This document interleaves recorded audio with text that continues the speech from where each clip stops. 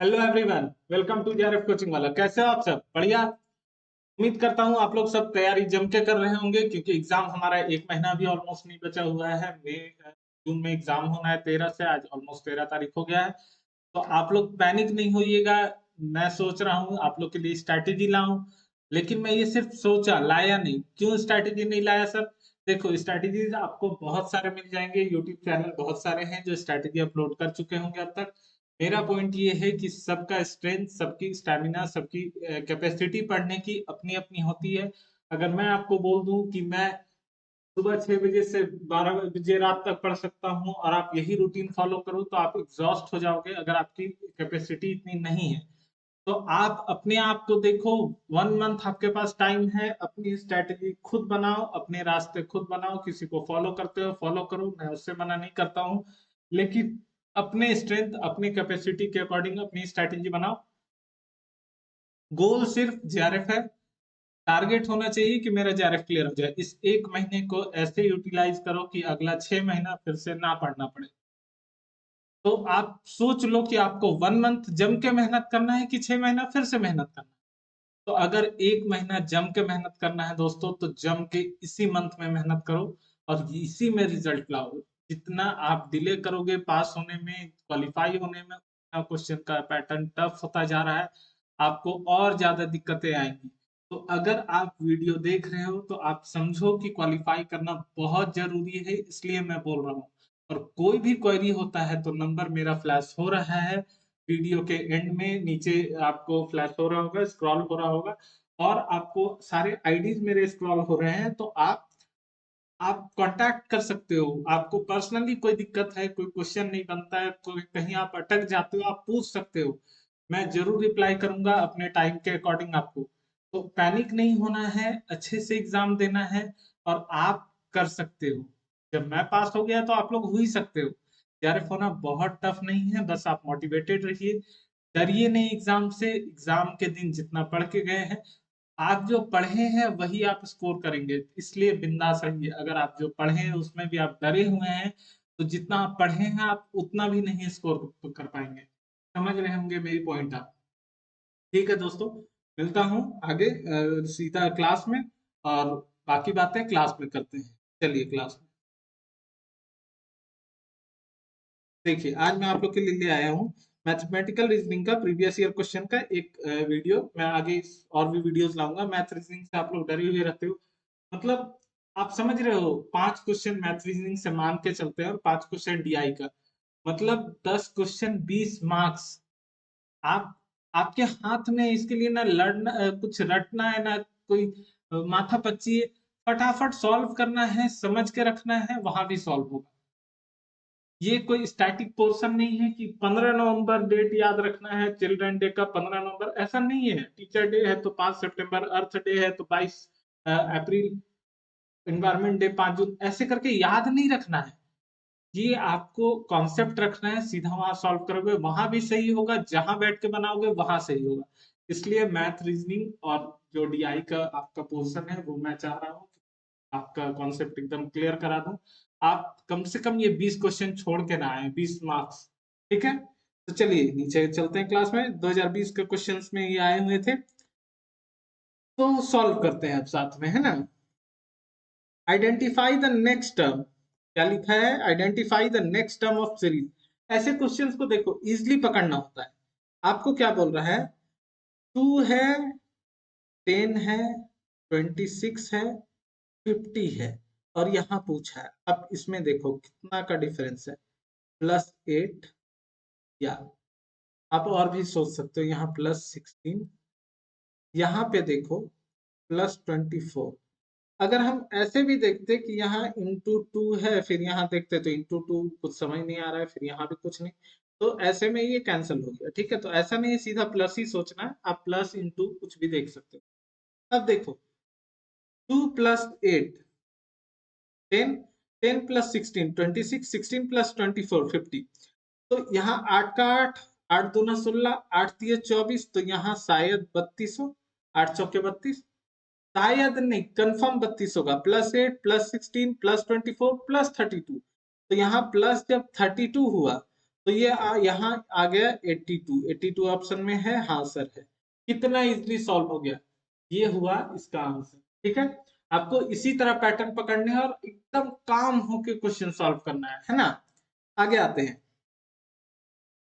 In the letter series what is the next term, क्या होगा।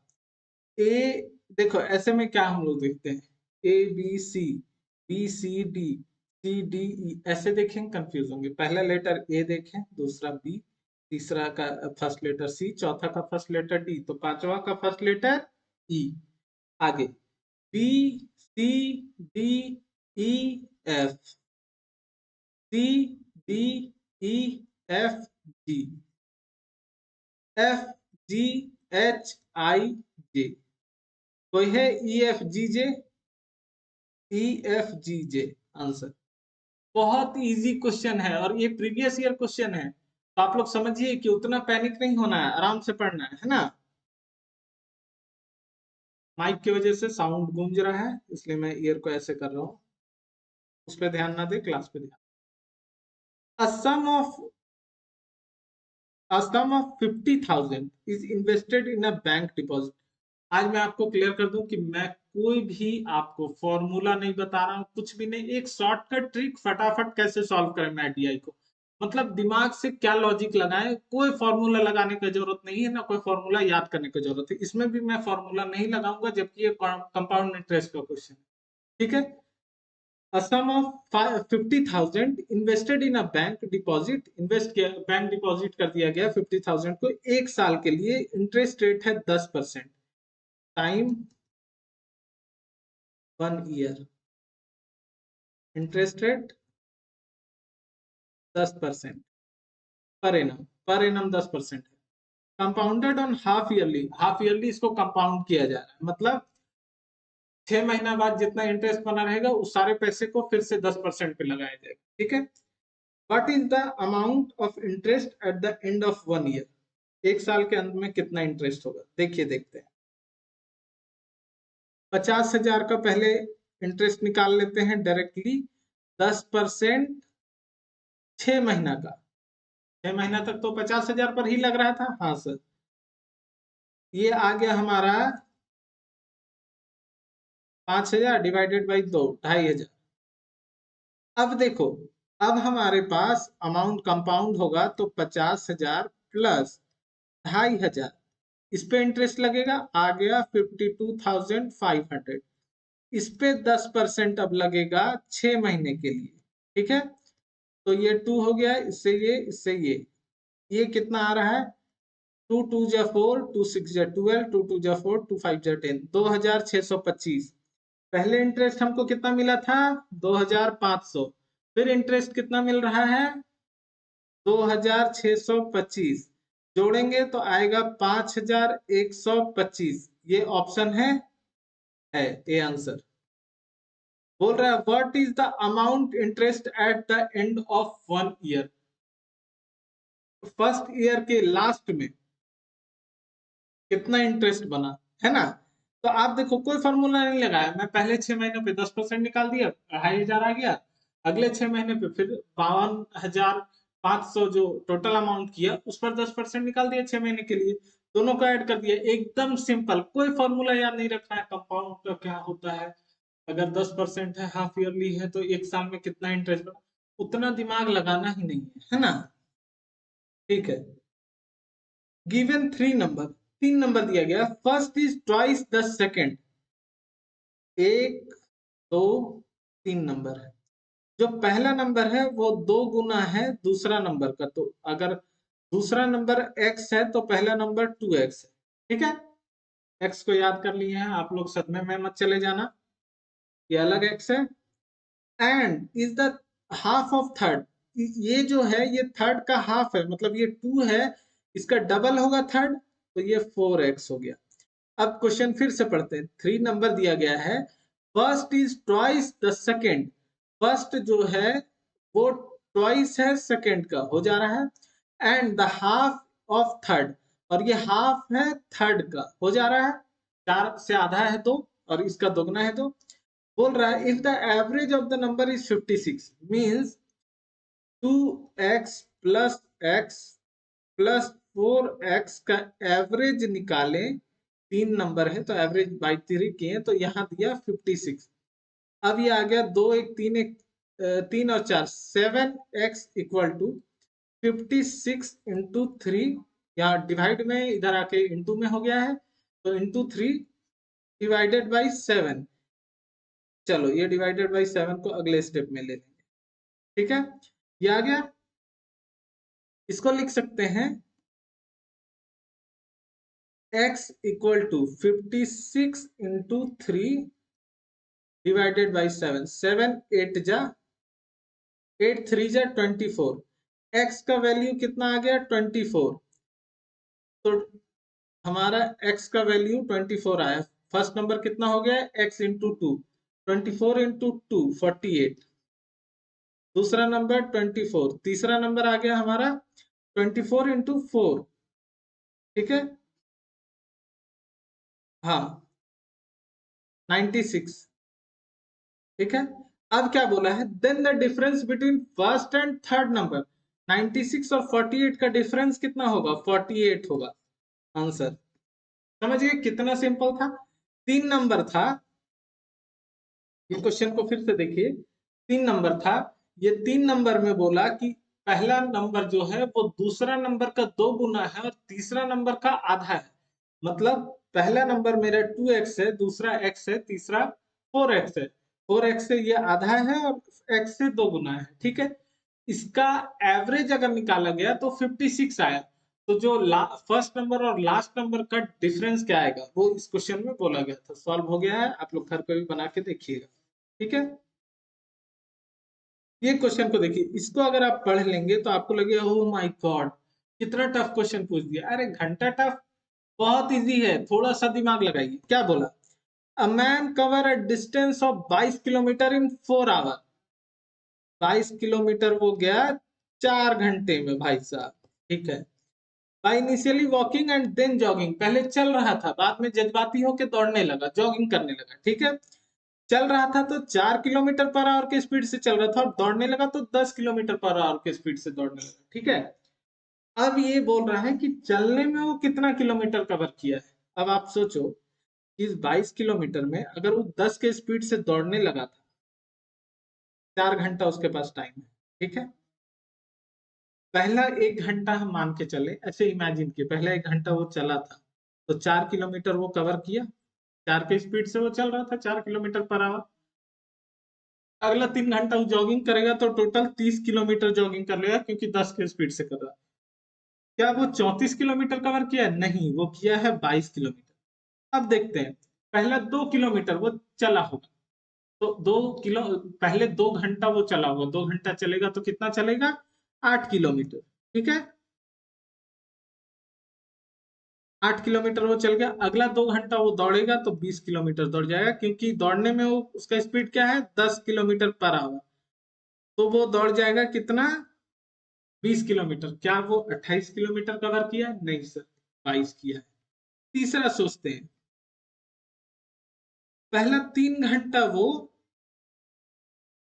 चला, पहला 3 घंटा चला तो कितना चला 3 घंटे में 12 किलोमीटर चला। 4 के स्पीड से चल रहा है ना, 4 किलोमीटर पर आवर के स्पीड से चल रहा है तो पहला 3 घंटा चलेगा तो 12 किलोमीटर। अगला 1 घंटा, उसके पास टोटल 4 ही घंटा 22 किलोमीटर कवर किया है ना, तो अगला 1 घंटा जब वो दौड़ेगा तो 10 किलोमीटर दौड़ पाएगा। टोटल कितना कवर हो गया 22 किलोमीटर। मतलब ये फुलफिल हो गया, 4 घंटा फुलफिल हो गया। और बोल रहा है वो चला कितना दूर है, तो वो 3 घंटा चला है भाई साहब, 12 किलोमीटर चला है आंसर। कोई फॉर्मूला नहीं लगाए, कॉन्सेप्ट लगा दिए थोड़ा सा, है ना, बुद्धि लगा दिए बेसिकली। अब देखो ये क्या बोल रहा है, a man walk at a speed of 3 kilometre per hour. ठीक है, from location A toward east for 1 hour. A location से वो east, east west north south आप लोग को पता है, ईस्ट वेस्ट नॉर्थ साउथ ये पता है डायरेक्शन, हमेशा यही याद रखना। ठीक है, तो वो क्या बोला, A toward east for 1 hour. East की ओर वो गया, ईस्ट किधर जाएंगे यहाँ पे खड़े हैं तो ईस्ट इधर जाएंगे, इधर गया, 1 घंटा चला और 3 किलोमीटर पर आवर के स्पीड से चल रहा था, तो वो कितना कवर किया, 3 kilometre. And then turning to left, अब उधर कोई जा रहा है, वो लेफ्ट मुड़ेगा तो अपने लेफ्ट साइड मुड़ जाएगा, वो लेफ्ट मुड़ के 1.5 किलोमीटर पर आवर की स्पीड से 6 घंटा चला, मतलब कि टोटल 9 किलोमीटर वो चल गया। 1.5 घंटा, 1.5 किलोमीटर 1 घंटे में चला, फिर 2 घंटे में 3 घंटे में 4.5, इस तरह 6 घंटे में 9 किलोमीटर चल गया। अब बोल रहा है द शॉर्टेस्ट डिस्टेंस, अब इससे इसको जोड़ेंगे तो 12 किलोमीटर होगा, ये इतना तो नहीं, शॉर्टेस्ट डिस्टेंस यहाँ से यहाँ तक पहुंचने के लिए ये हो गया, ठीक है। शॉर्टेस्ट डिस्टेंस कितना है ए से बी में, ठीक है। ये बी पॉइंट पर पहुंच गया, उतना चलने के बाद बी लोकेशन पे, तो ए से बी का शॉर्टेस्ट डिस्टेंस, मतलब अगर हमारा पाइथागोरस थ्योरम याद होगा तो उसमें हम लोग देखें, ये इसको मान लेते हैं जेड, ठीक है। तो ए जेड का whole square plus B Z का whole square equal to A B का होल स्क्वायर, यहाँ आ गया 9 plus 81 equal to A B का whole square.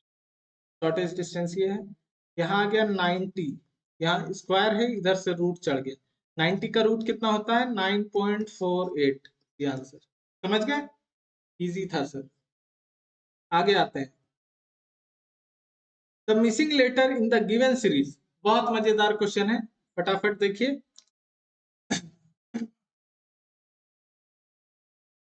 B C D, अगला C D E F, E F छोड़ के जी, एच छोड़ के आई, जे छोड़ के के, ई एफ के, आंसर सिंपल था, है ना। हाँ, अब आते हैं, आगे आते हैं, फाइंड, सेम टाइप का क्वेश्चन है, find the missing letter in the given letter series, ये सारे प्रीवियस ईयर क्वेश्चन है, तो आपको ये ना लगे इतना इजी पूछा है, ऐसा ही पूछता है, आप लोग पैनिक होके गलत करते हो और कॉन्सेप्ट नहीं समझ पाते हो हड़बड़ी में, इसलिए गलत करते हो, ठीक है। तो देखो, यहाँ पे हम लोग अगर ए बी सी डी लिख लेते हैं ताकि हेल्प होगा, A B C D E H,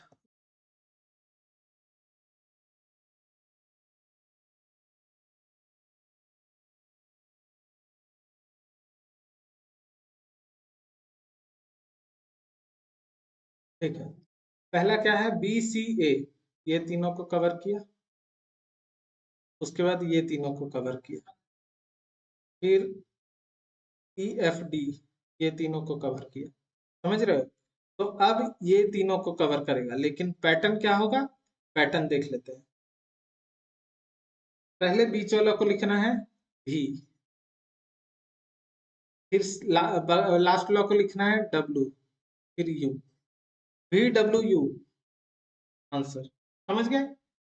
बोला बी सी ए बी सी, ये कवर किया, फिर वाई जेड एक्स इसको कवर किया, ई एफ डी इसको कवर किया, फिर हम जब इसके बाद फर्स्ट थ्री से last three, second first second first three से last second last first three, फिर यहाँ पर देखो जी एच आई, ये वाला एरिया कवर हुआ, तो नेक्स्ट अगर यहाँ का कोई पूछता तो ये कवर होता आर एस टी, ठीक है। हाँ सर, अब देखो क्या लिखा है, ये थोड़ा सा ट्रिकी टाइप का क्वेश्चन मान लो, मोशन इज टू रन, अब यहाँ कैलकुलेट नहीं करना है, मोशन में M12 होता है या M13 होता है, वो वैसे नहीं देखना है, यहाँ देखो मोशन रन, मतलब अगर हम दौड़ेंगे तो हमारे में मोशन आएगा, तो इमोशन कब आएगा, जब फीलिंग होगी, समझ गए। Yes sir, which of the data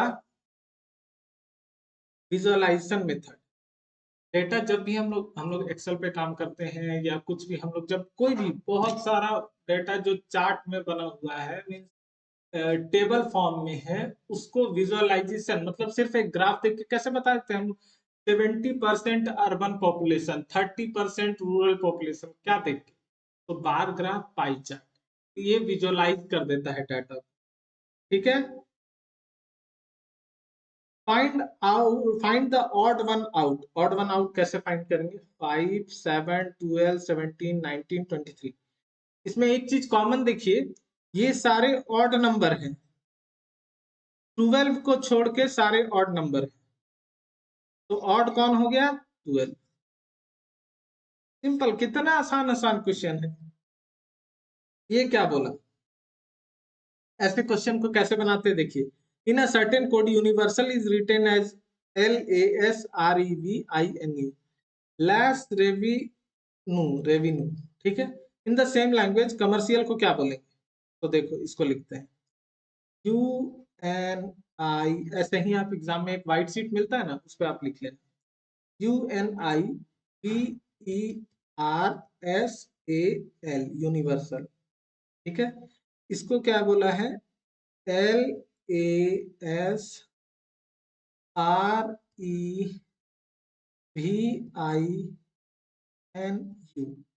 अब इसमें हम लोग देखते हैं U से L कुछ मैच नहीं कर, इधर फर्स्ट में U है इधर लास्ट में, मतलब UNIVE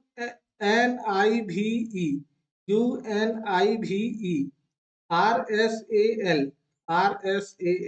मतलब इसको जस्ट ये इधर से गया इसको ये इधर से लिख दिया। तो सेम अगर हम कमर्शियल को लिखेंगे तो SLAIC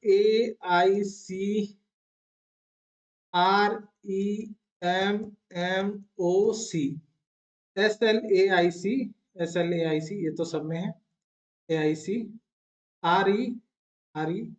REMOC ये हो गया SLAIC REMOC आंसर। ठीक है, एक सेम टाइप का क्वेश्चन फिर से आ गया केमिस्ट्री, उसी तरह लिखेंगे CHEMISTRY केमिस्ट्री। इसको क्या लिखा है CGFLJRUQZ। ये क्या किया है CD+1 EFGH H से G -1 E से F+1 ML -1 ये पैटर्न है। तो ज्योमेट्री को बोला है GEOMETRY। इसका पैटर्न भी पकड़िए GHTEOPLM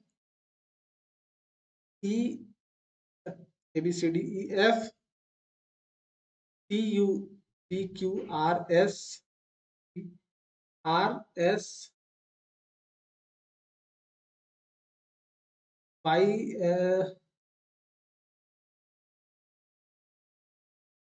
X। ठीक है, HDP LFSSX आंसर तो इजी। ठीक है, अब आते हैं 14 नंबर क्वेश्चन क्या बोल रहा है इन अ सर्टेन कोड सेम है उसी टाइप का क्वेश्चन है FISH EHRG JUNELE देखते हैं EF+1 EFGHI+1 नीचे से ऊपर जा रहा है मतलब -1 है, ऊपर से देख लेते हैं -1 RS -1 GH -1 मतलब ABCDEFGHIIJSTULMN ABCDEFGFG। ठीक है, IJKLDE ITMFKD। ठीक है, देख लो इजी पैटर्न पकड़ना सीखो, इसी तरह ऊपर नीचे लिखोगे तो फटाफट समझोगे।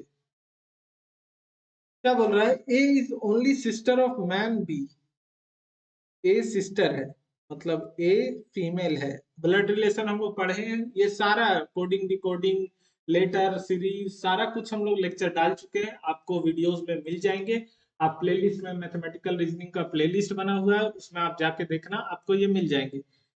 अभी मैं फिर से पढ़ा रहा हूँ तो मैं उतना डिटेल नहीं, सीधा क्वेश्चन सॉल्व कर रहा हूँ। उसमें मैंने बेसिक भी बताए हैं कि कैसे हम लोग ब्लड रिलेशन का ट्री पढ़ते हैं, डायरेक्शन चार्ट पढ़ते हैं, वो सब कुछ पढ़ाया हूँ मैंने।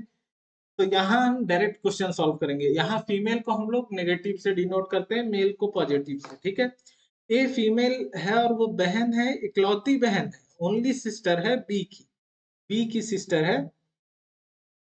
मैन बी मतलब बी मेल है। C is the maternal grandson of B's father, B के पिता यहाँ फादर हैं, फादर प्लस हो गए, फादर मेल होते हैं प्लस हो गए। इसका मैटरनल ग्रैंडसन क्या होता है, मतलब एक इंसान की बेटी का बेटा, बेटा का बेटा पैटर्नल ग्रैंडसन, बेटी का बेटा मतलब नाती, पोता पैटर्नल ग्रैंडसन, नाती मैटरनल ग्रैंडसन। तो बोल रहा है कि सी जो है वो बी के पापा का मैटरनल ग्रैंडसन है, मतलब ये इकलौती बेटी हुई, क्योंकि इकलौती बहन है, ये बेटी हुई इसका बेटा, तो ये मैटरनल ग्रैंडसन हो गया सी। अब क्या पूछा, हाउ ए रिलेटेड टू सी से ए कैसे रिलेटेड है, ए किस रिश्ते में आ रही है, तो ए आ रही है मदर, ठीक है answer. 63% of an employee of a company are female. ऐसे क्वेश्चन देख के आप पैनिक हो जाते हो, सर क्या पूछ दिया। सिंपल है भाई, देखो 63% ऑफ एम्प्लॉय आर फीमेल, मतलब 63% अगर फीमेल है तो 37% मेल है ना।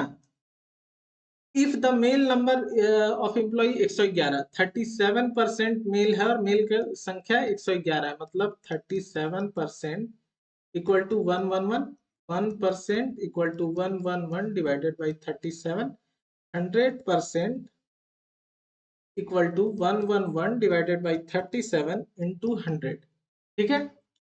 अब इसको कट करते हैं, 3 से 3 बार में जाएगा, 100% इक्वल टू 300।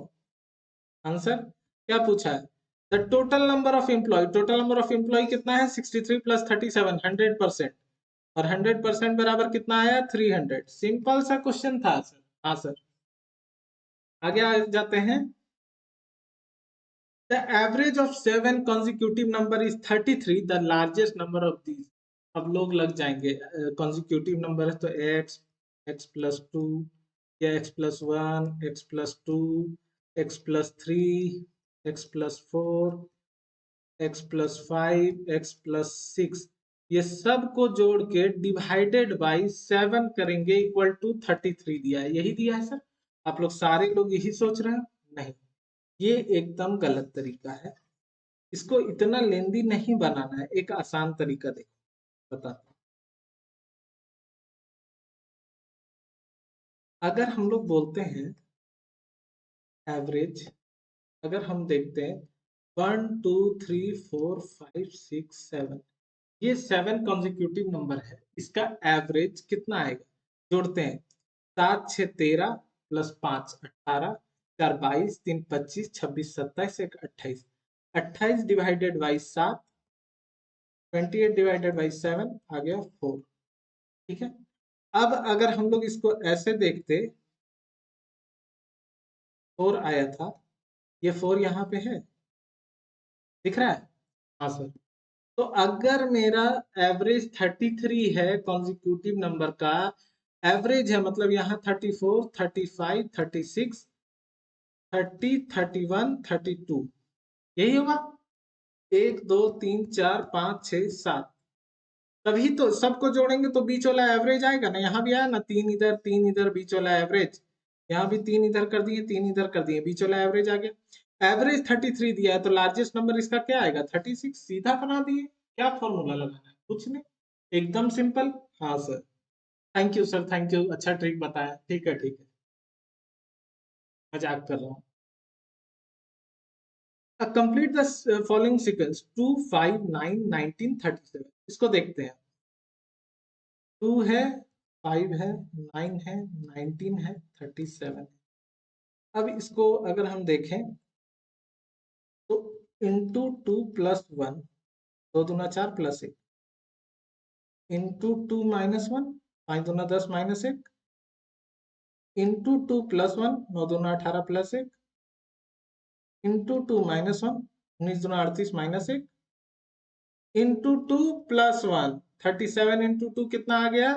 76 प्लस 1 77, 37 इंटू 2 74 होगा, प्लस 1 75। आंसर है 37 इंटू 2 4, 3 दूना 6 7, 74 प्लस 1 75 आंसर। ठीक है, वेरी सिंपल। अब आ गए कंसिडर द फॉलोइंग नंबर। 0 है, 6 है, 24 है, 60 आ गया, 120 आ गया, x आ गया। अब हम लोग पकड़ते हैं 6 6 चौके 24, 24 कोई पैटर्न नहीं जा रहा है, कैसे करें सर? यहाँ देखते हैं में 6 में प्लस 18, इसमें प्लस 26 है, 36 है, इसमें प्लस 60 में क्या होगा नहीं पता चल रहा। अब ये भी नहीं पता चल रहा है, यहाँ पे एक और लगाते हैं, प्लस 12 प्लस 24 18 प्लस 24। यहाँ पे तो 6 है, मतलब ये तो सीधा 6, 6 दूना 12, 6 तिया 18, 6 चौक 24, 6 पचे 30, तो यहाँ आ गया प्लस 30, मतलब यहाँ आ गया 90, और 120 प्लस 90 210 आंसर। वेरी सिंपल, कितना आसानी से बन गया सर। क्वेश्चन नंबर 20 ये हम लोग का आज का लास्ट क्वेश्चन होगा। हम लोग फिर आगे QIQ के और भी सारे मैथ के जितने क्वेश्चन आज तक पूछे गए हैं सारे करा दूंगा एक लाइन से ढूंढ ढूंढ के, तो आप लोग निश्चिंत रहें। देखते हैं, a man walk 400 metre north, east, west, north, south, हमेशा ये बना लेना है सर, मुझे जरूरत नहीं है, समझाने के लिए बना रहा हूँ। नॉर्थ डायरेक्शन, नॉर्थ कहाँ जाएगा? ऊपर, 400 मीटर ऊपर गया, ठीक है, यहाँ से। टू का लेफ्ट टर्न, ऊपर जा रहा है, लेफ्ट इधर होगा, कितना चला? 600 metre. He again take a left turn, left आ गया, यहाँ आ गया, कितना चला? 400 मीटर, वॉक 400 मीटर, ठीक है। अब बोल रहा है how far is direction, how far and in which direction original place. Original place यहाँ है, इससे कितना दूर है? तो एग्जैक्ट 400 मीटर, 400 मीटर, ये 600 है, तो ये 600 मीटर किधर जा रहा है? ये किधर जा रहा है? ये वेस्ट, ठीक है, तो 600 मीटर वेस्ट, ये आंसर। कोई दिक्कत नहीं सर, सारा समझ में आ गया? हाँ सर। मैथ रीजनिंग मैं इसी तरह डीआई के भी सारे क्वेश्चंस कराने की कोशिश करूंगा, बिल्कुल पैनिक नहीं होना है, आप लोग एग्जाम अच्छे से दीजिए और वीडियो को प्यार दीजिए, अपने दोस्तों के साथ शेयर कीजिए। मिलता हूँ नेक्स्ट लेक्चर में, तब तक के लिए जय हिंद दोस्तों।